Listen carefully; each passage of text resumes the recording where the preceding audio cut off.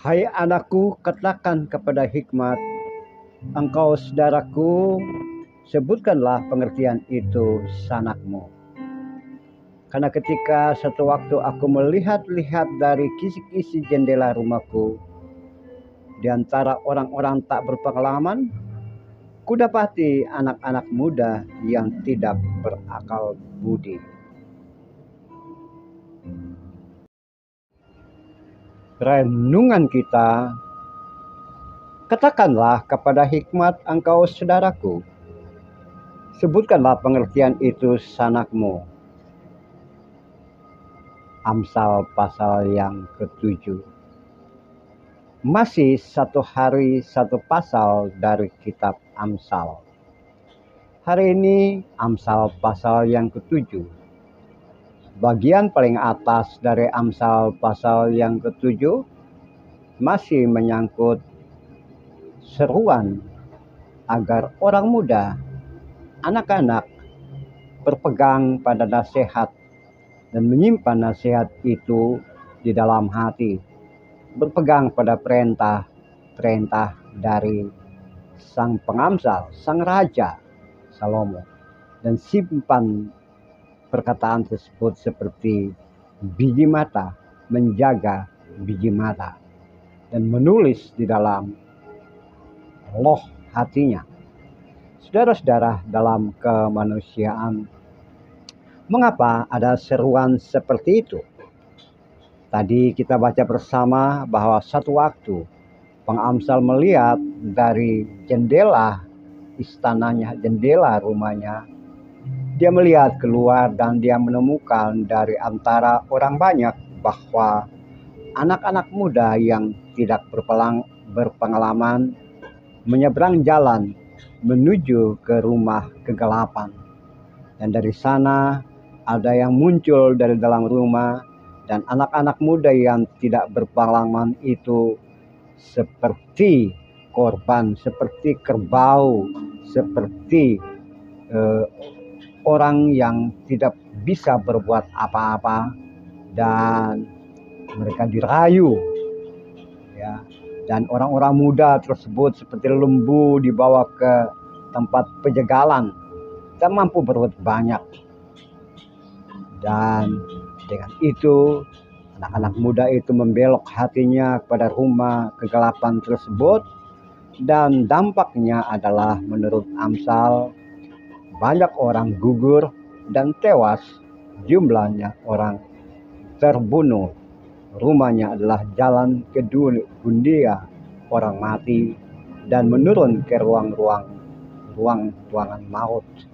Saudara-saudaraku, dalam kemanusiaan itulah pergumulan dan pergaulan orang-orang muda yang tidak berpengalaman.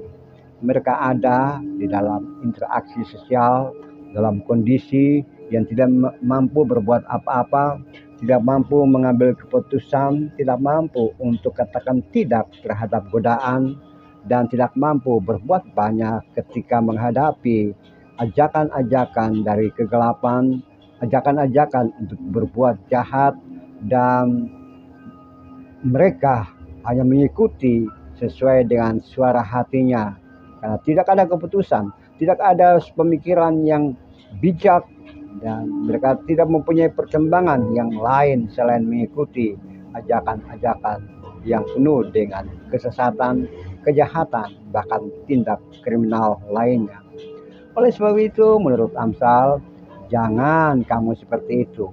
Jangan menjadi orang-orang yang tidak berpengalaman, orang yang tidak berpengertian, tapi belajar untuk memahami pengertian taat kepada Tuhan, taat kepada didikan, dan masukkan di dalam hati itu semua yang bersifat didikan demi kebaikan.